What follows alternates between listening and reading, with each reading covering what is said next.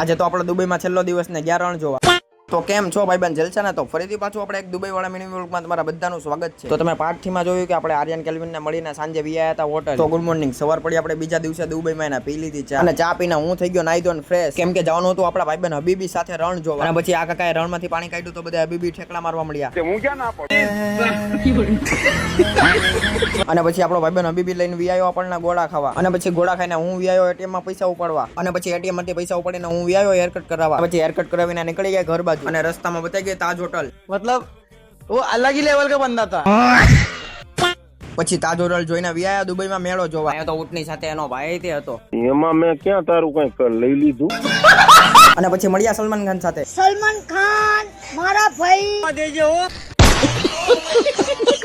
અને પછી સલમાન ખાન સાથે મળીને નીકળી ગયા હોટલ બાજુ, અને પછી હોટલે પહોંચીને નાયા સ્વિમિંગ પુલમાં.